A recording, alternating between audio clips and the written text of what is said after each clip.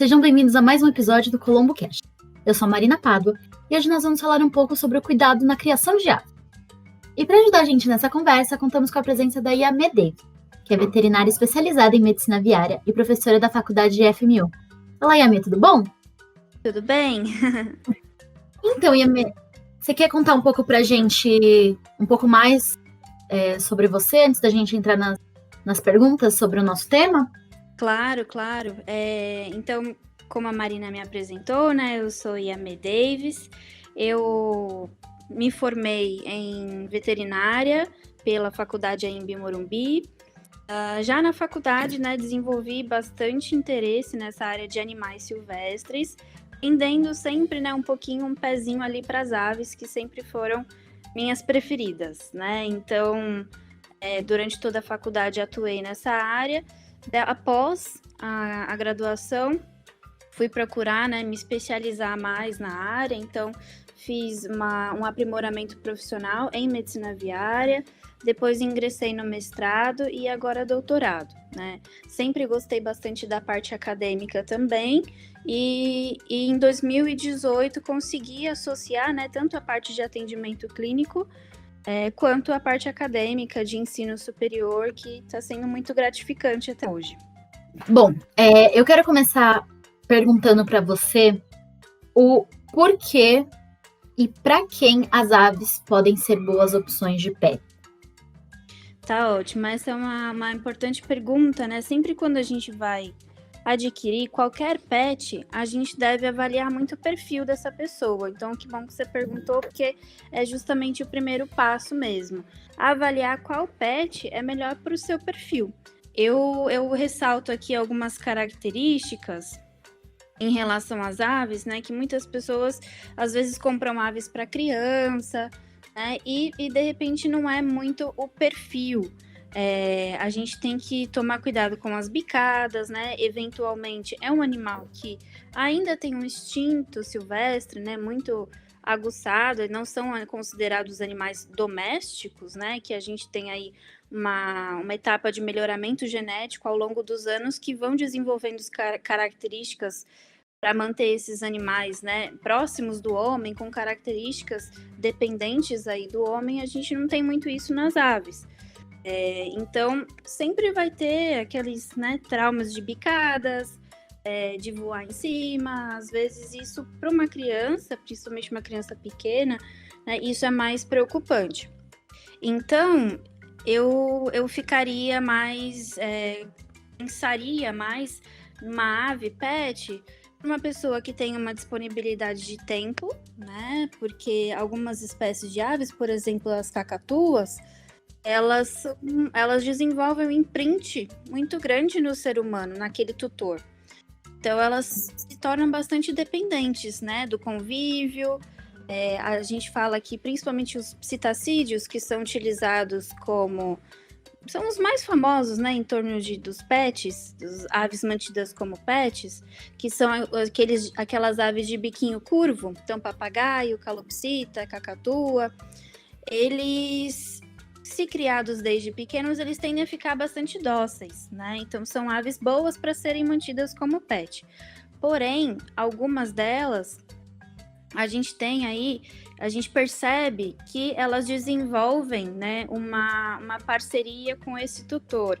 Então, como na natureza são aves monogâmicas, que geralmente escolhem um parceiro para a vida toda, elas acabam depositando, né, transferindo essa imagem aí para o tutor.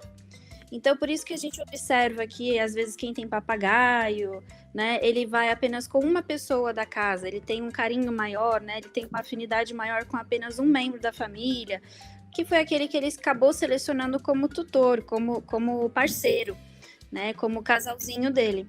Então,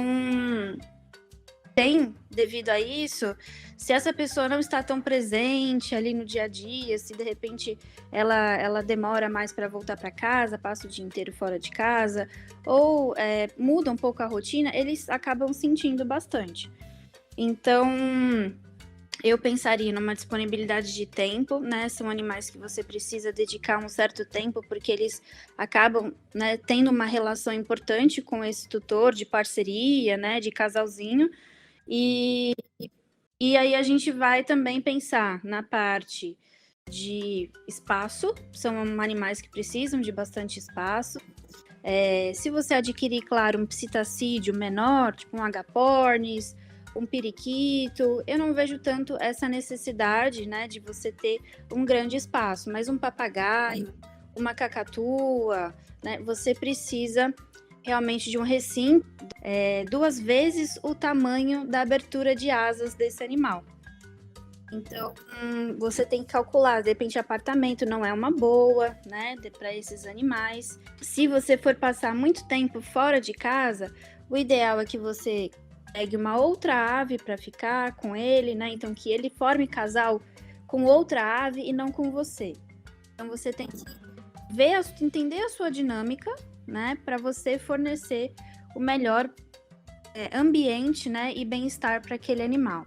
Eu pensaria na disponibilidade de tempo dessa pessoa de criar um animal, né? Aí você já seleciona uma espécie que se torna menos dependente, ou você adquire 2 aves ao mesmo tempo. Pensaria na parte financeira, é claro, a gente vai conversar aqui também. Quando adquirir um animal, a gente tem que adquirir de forma legalizada e algumas espécies elas têm um valor um pouco mais alto para você adquirir. No espaço físico, então de você ter um recinto adequado.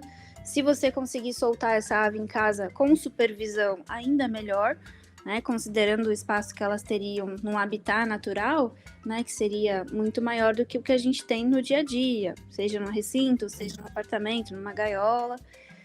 E também recursos financeiros, né, porque a gente vai precisar ter um check-up periódico dessa ave, e também para você fornecer a ela uma alimentação de boa qualidade, oferecer esses atendimentos veterinários, né, periódicos, e eventualmente um tratamento quando esse animal ficar doente, considerando que essas aves vivem bastante tempo, né? Pensando aí desde eu estou falando de espécies que são criadas mais comumente, né, em cativeiro. Então, agapornis, papagaio. O agapornis vive em torno de 12 anos. Um papagaio, né, em torno de 50 anos. Se você for adquirir uma arara, aí já pode ir para uns 70 anos. Então, planejar. E você citou que algumas das aves as pessoas podem adotar, são considerados animais silvestres. E eu queria que você falasse um pouquinho como é a dinâmica para conseguir esses animais, né? Porque não é tão simples quanto ir numa loja e comprar um passarinho pequeno, um periquito, por exemplo, né? Então, hoje em dia, nesse mercado de aves, a gente tem aves domésticas. Aves domésticas, basicamente, são as galinhas, né? Que a gente não encontra tanto nesse intuito pet. Existem, claro, eu já atendi galinhas pet, né? Mas a gente tem mais aquelas galinhas de fundo de quintal ou as galinhas comerciais de avicultura mesmo. Depois, nós temos aves silvestres e exóticas, tá? As aves silvestres são aquelas aves que elas são nativas do nosso território brasileiro. Então, que normalmente são encontradas, né, nas florestas, nos nossos biomas, Amazônia, Pantanal, Mata Atlântica, Caatinga, que normalmente tem o seu ciclo biológico de vida ocorrendo aqui dentro do nosso território brasileiro. Temos, por exemplo, papagaio, araras, né, arara canindé, ocorrem naturalmente no nosso território. A legislação para compra dessas aves silvestres, se eu chegar agora e falar, eu quero ter um papagaio, tá? O correto é você comprar de um estabelecimento comercial que seja autorizado por um órgão oficial, que no caso é o IBAMA, que controla todo o comércio desses animais. Então, você teria que ir num criador ou numa loja, e aí esses locais, eles têm uma autorização do IBAMA e eles devem te fornecer uma nota fiscal. Essa nota fiscal, ela deve ter todos os dados do estabelecimento, ela deve ter todos os dados do animal e ela vai conter todos os dados desse proprietário que fez a compra. E isso é o que vai certificar ali que seu animal é legalizado, tá? Então, você deve andar sempre com essa nota. Existem notas físicas e notas virtuais, então depende do criador, né? E isso vai ser meio que o RG ali do seu animal. Lá vai ter a identificação do seu animal. Se for uma ave, por exemplo, ela deve ter um microchip e ela deve ter uma anilha, que é um anelzinho que fica ali na região da pata do animal.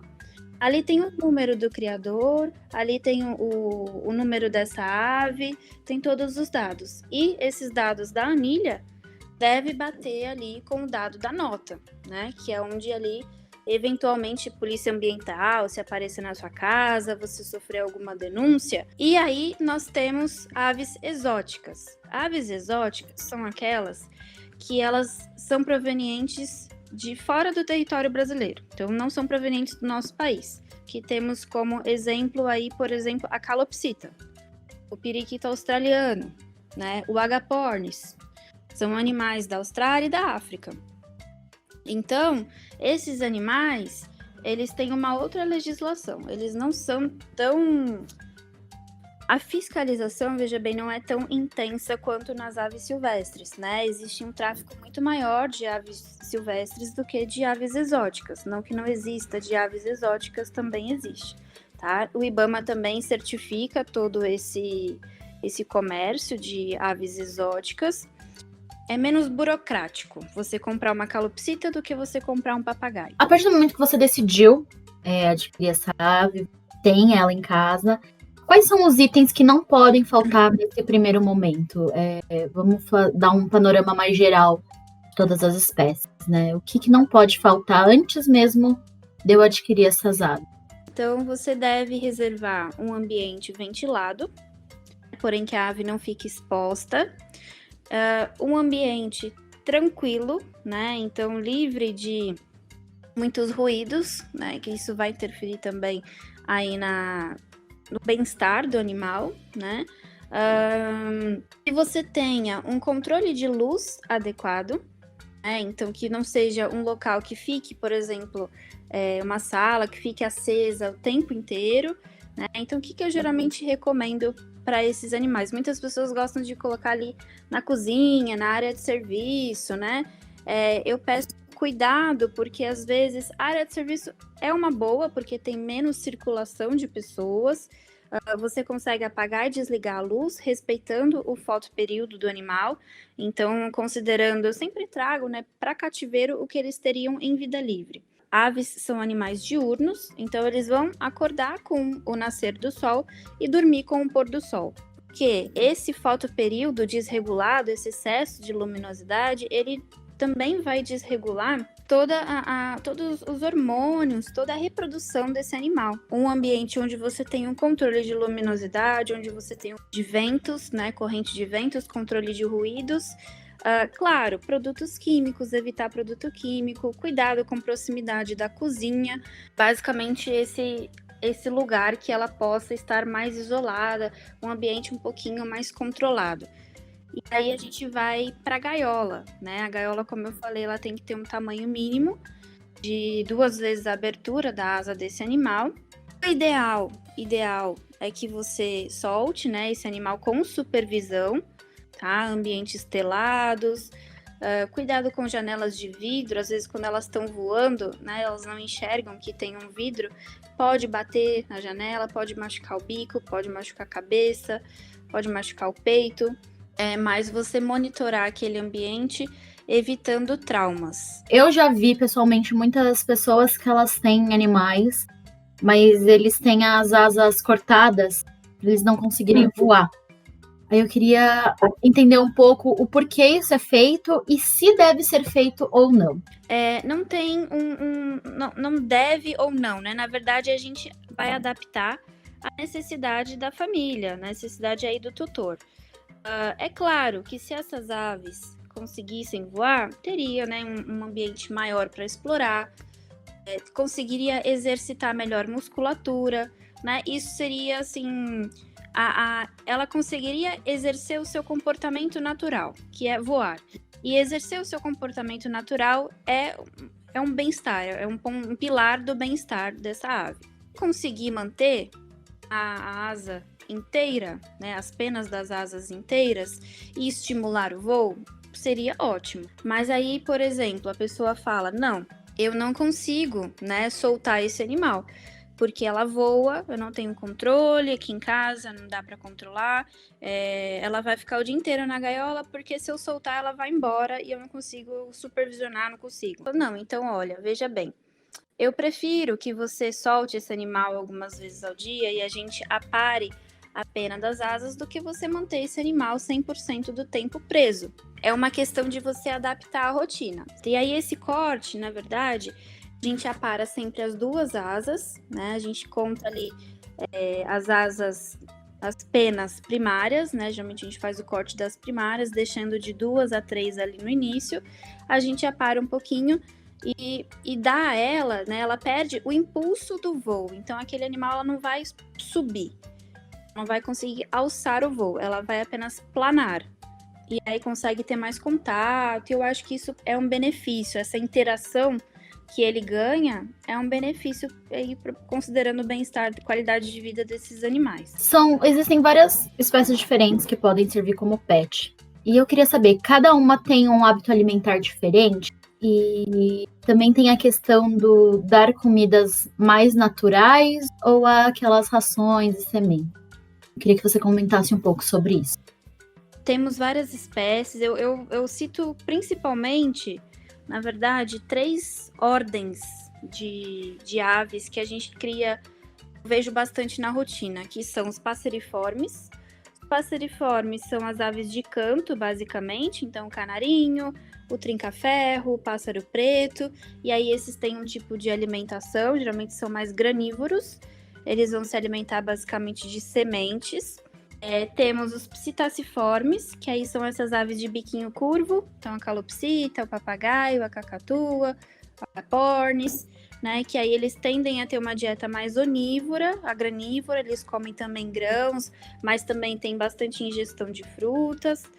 E os pisciformes são os tucanos, a gente acaba encontrando também algumas pessoas que têm tucanos, e eles tendem a ser mais onívoros, eles têm um pouquinho mais de proteína animal na sua dieta, então eles acabam ingerindo até insetinhos, até pequenos mamíferos, e aí, né, muda um pouquinho esse manejo.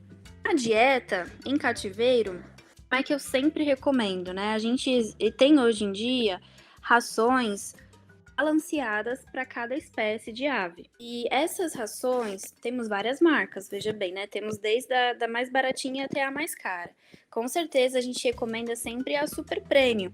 Tem mais estudos, tem um melhor equilíbrio, tem uma matéria-prima melhor nessa ração e vai oferecer aí à ave uma nutrição mais completa, uma pena mais bonita, né? E um estado geral, né, melhor. Então, essas rações né, a gente tem que ter uma alimentação natural, eu sempre junto os dois, tá? Porque aquela história, de novo, da gente simular o que eles teriam em habitat natural, tentando trazer um melhor bem-estar e qualidade de vida para cativeiro. Então, eu coloco aí como base dessa dieta a ração, tá? Por quê? Imagina que numa casa, né, num ambiente de casa, né, com várias pessoas, uma rotina ali, às vezes corrida, a pessoa não vai conseguir sempre manter um padrão de que, tem que ser meia banana, meio mamão, meio kiwi, e tem que ter uma proteína tal, que hoje eu vou dar ovo. Então, ela não consegue, às vezes, seguir certinho essa dieta natural, comendo como base a ração e outros itens alimentares, claro. Então, como base, ele vai ter ali uma boa nutrição, vai ter um bom equilíbrio, né, dos nutrientes, vai estar saudável, e ele tem ali interação com outros alimentos também para trazer essa variedade. A ração, como ela é um grãozinho extrusado, um grãozinho um pouquinho duro, muitos gostam de molhar na água. Isso é uma coisa que eu tenho observado, que eles jogam na água, dá uma amolecidinha e aí eles comem. Então eu sempre peço para colocar do ladinho da água e introduzir também aí, então, verduras, frutas, legumes. Aí tem variações de paladar de espécie para espécie. As aves são muito seletivas e elas têm também um medo do novo, principalmente os psitacídeos. Então fala assim, eu já tentei colocar de tudo, ele tem medo, ele não aceita. Então é interessante que você vá introduzindo aos poucos. Um dia você coloca, né? Vai treinando aí durante uma semana, que você vai aproximando o alimento. Um dia você coloca de um lado da gaiola, fora, né? Aí outro dia você coloca na frente da gaiola, ainda fora. Até você ir evoluindo, aí você coloca dentro da gaiola. Deixa lá, espera, não desiste, né? Porque aí ele vai se acostumando com aquela ideia do novo. E falando um pouco na saúde desses animais, eu queria entender qual é a frequência do check-up que as aves precisam de maneira geral. Eu sempre recomendo, assim, existem vários estudos, né, que apontam que grande parte dos tutores de aves não levam no veterinário. E aí, com isso, né, eles seguem muita informação que acaba encontrando de uma pessoa, de outra, e vai criando aquele animal, não vou dizer errado, mas assim, não é na forma recomendada onde esse animal teria uma melhor qualidade de vida.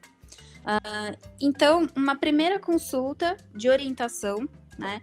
Pegou esse animal, vai no veterinário. A gente percebe, eu vi vários estudos que falavam, a maioria dos problemas dessas aves eram questões nutricionais, eram questões comportamentais, eram questões de traumas, né? E tudo isso, eu sempre falo em sala de aula, né? Esses 3 problemas, que são os que a gente mais encontra, seriam resolvidos com uma consulta de orientação.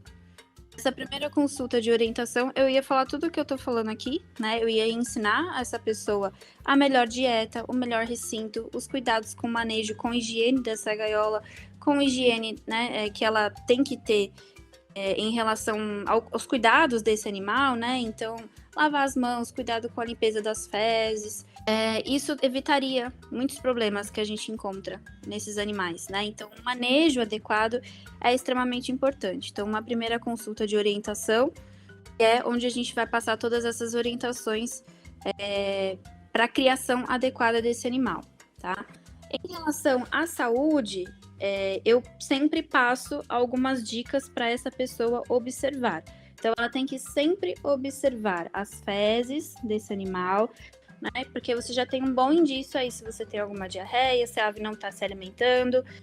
Outra é em relação ao comportamento, então se esse animal está mais quieto, está mais arrepiadinha, penas eriçadas, tremores, né? A gente tem que avaliar isso, pode indicar também que ele está ali num processo de apresentando alguma alteração, né? Que a gente vai ter que pesquisar direitinho o que é, mas não está se sentindo bem, não está 100%. Outra coisa que eu recomendo também é que você pese a sua ave semanalmente. Você consegue monitorar esse peso, tá? Porque aí a gente monitorando o peso, a gente consegue avaliar. Geralmente o principal sinal clínico que a gente observa é perda de peso, né? Indicando que a ave não está bem. Dependendo da espécie, a gente solicita mais exames ou menos exames.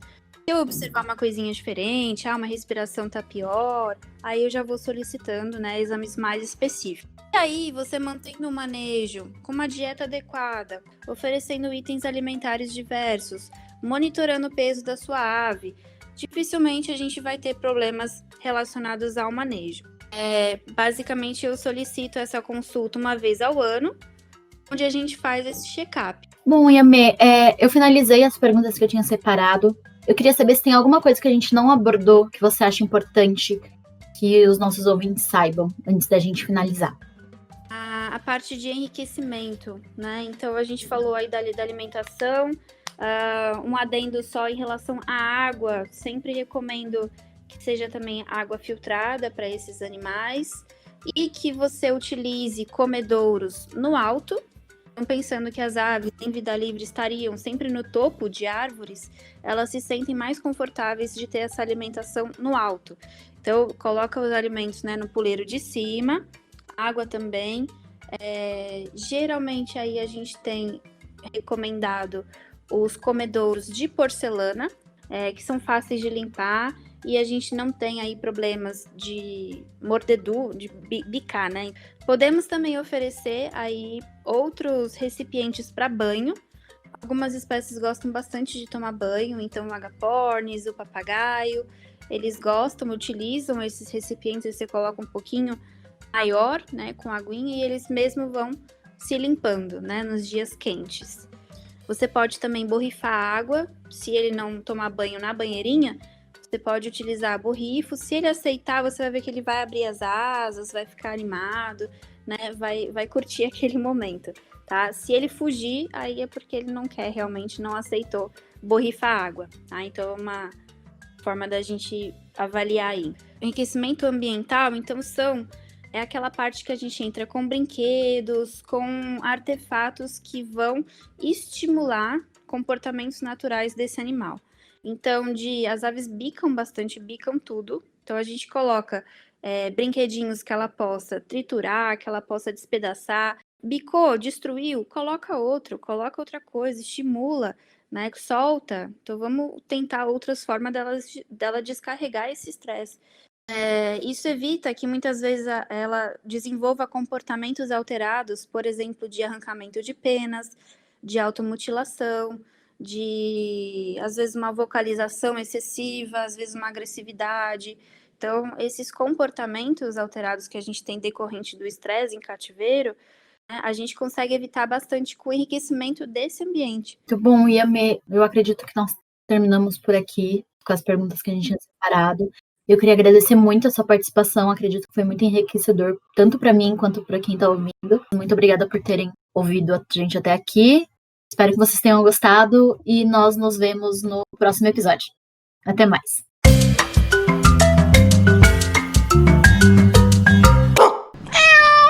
A Colombo Casa Pet faz parte do Grupo Colombo, que tem mais de 60 anos de experiência no varejo. Para conhecer mais sobre os nossos serviços, é só acessar o site colombocasapet.com.br ou nos acompanhar através do nosso Instagram e Facebook, no @ColomboCasaPetOficial.